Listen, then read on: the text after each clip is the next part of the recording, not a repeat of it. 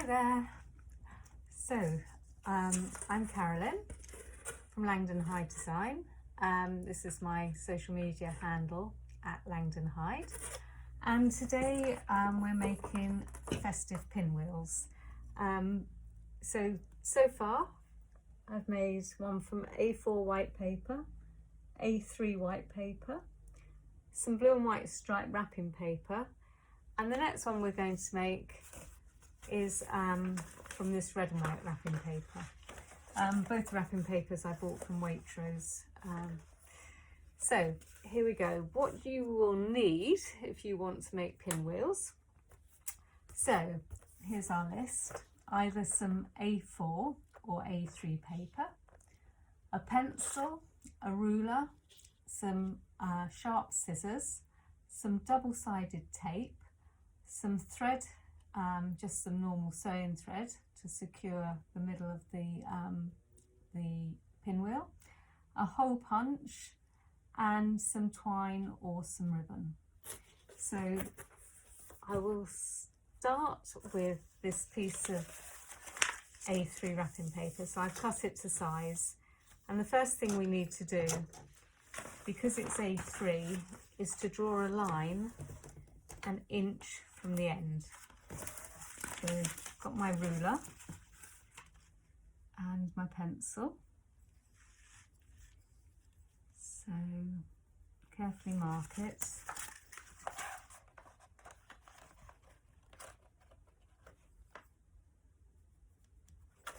So I'm drawing across the short edge of the A3 paper. So we just mark the first crease, and that's the template for all others. So turn the paper over, so you've got the pencil mark facing you. I would be inclined to start at each end, making sure it's nicely lined up, and look at the middle and sort of press out from there, so that your first crease is nice and sharp and nice and accurate. So you can see that, see in the different paper how that's working. So now we turn it over, we've got the crease facing us, and we fold again, this time in the opposite direction.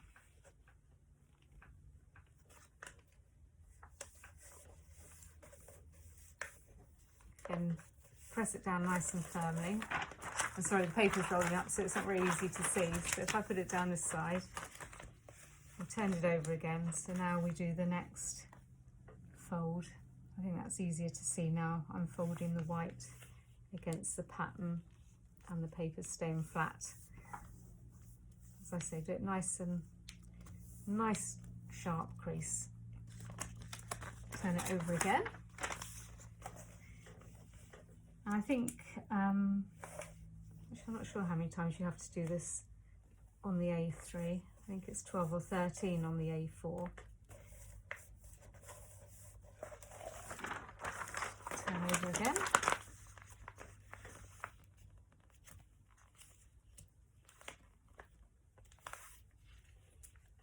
And once you've made several of these pinwheels, it's nice to hang them in a collection, and I have mine hung from the beams above the fireplace, well, above the mantelpiece. I wouldn't put them near a fire, to be honest, as they're paper.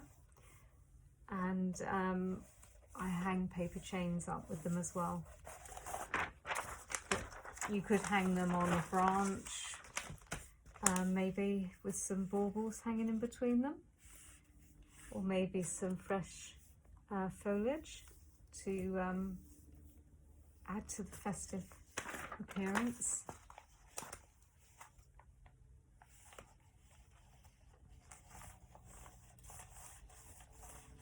I must admit, this is the first time I've made them with wrapping paper, and it's not quite as easy, only because it keeps rolling up. The A4 obviously starts off nice and flat, and you're always working with a flat piece of paper. keep going along. Nice sharp pieces. What we want to end up with is a completely concertinaed piece of paper.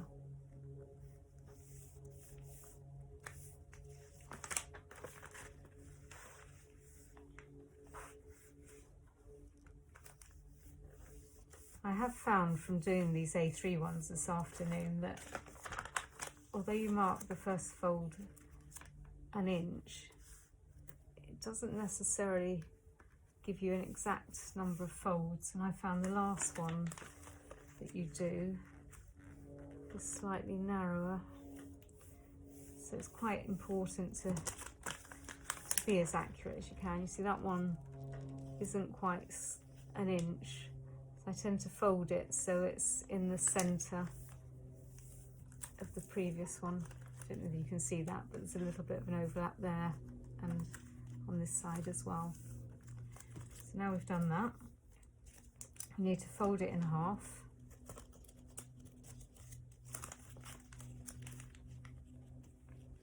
Like that. And then we secure this with some white or whatever colour you have sewing thread. Just cut a length and wrap it round 2 or 3 times, and then tie a double knot to secure it.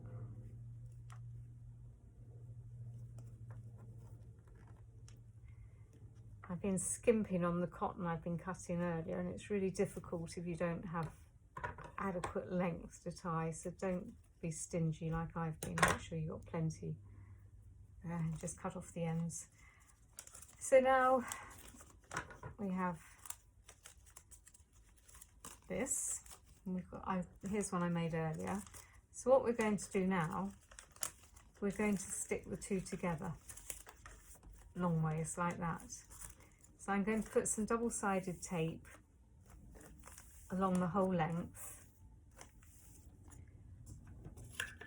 So here's the double-sided tape.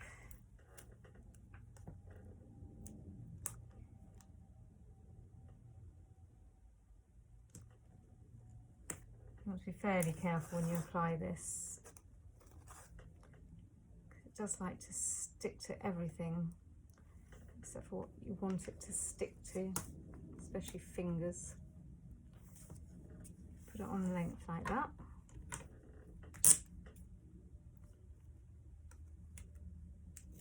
Cut it off.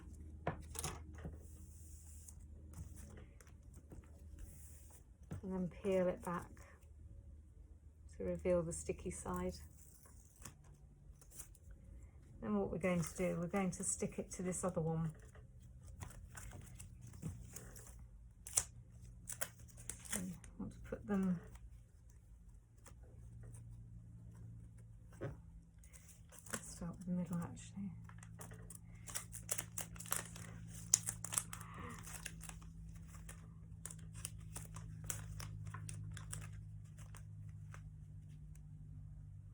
So you want to line up the edges and the ends as best you can, so that when it fans out you can't really see the join.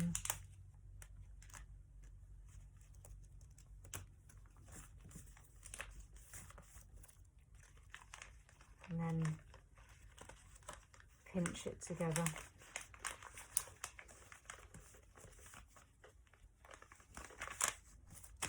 So now we've got the two halves stuck together, and what we're going to do now is open it up, open each half up so we make the wheel. That's really pretty actually, I like that. So what we've got to do, lay it down again,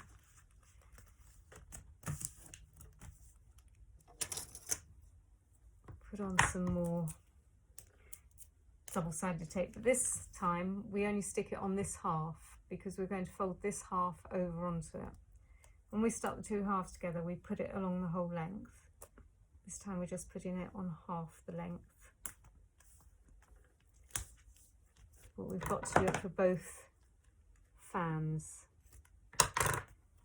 So So this is one side of the wheel.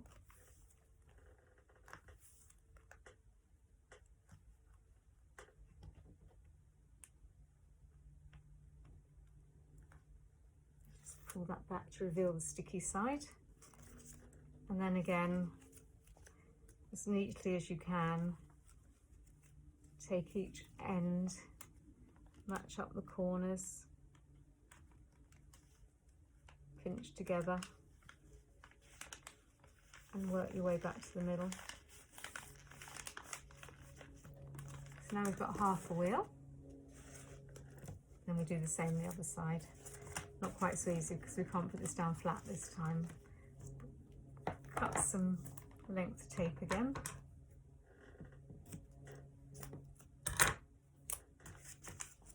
Put it on half the length.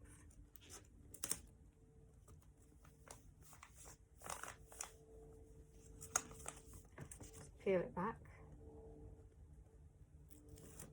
to reveal the sticky side. And then again, taking the corners, these corners here, match them up.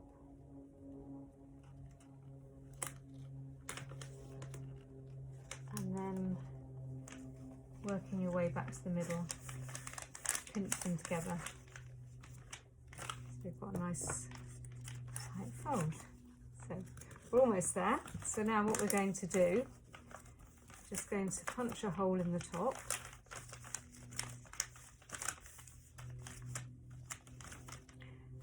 So I've got this, which is for punching belt holes. I'm going to punch a hole here.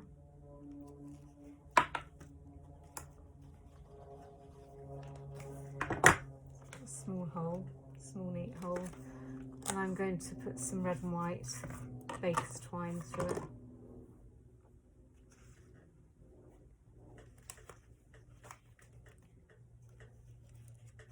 And that's gone through nice and easily. Sometimes it's really difficult to get it through the hole, sometimes it's really easy. So now we're just going to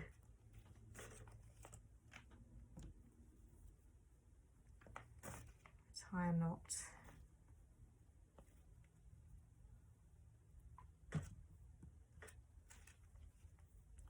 And another one. And there it is. This lovely stripy pinwheel. As I said earlier, the wrapping paper, I got both of them from Waitrose. This one was a Christmas paper, whereas the blue and white one wasn't with the Christmas section, just in the card section. So probably more of a birthday paper. So I'll hang this one up.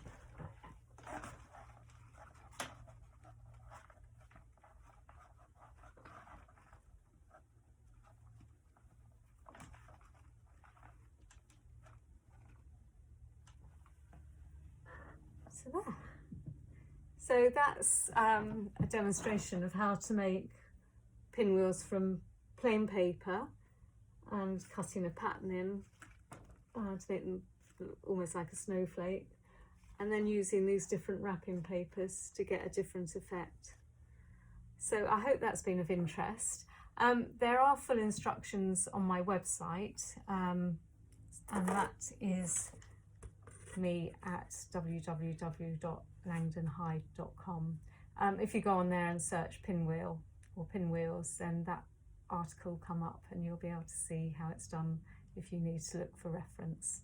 So I hope you've enjoyed that. I hope you found it informative, and I hope you have every success in making your Christmas pinwheels. But thank you for watching. Bye for now.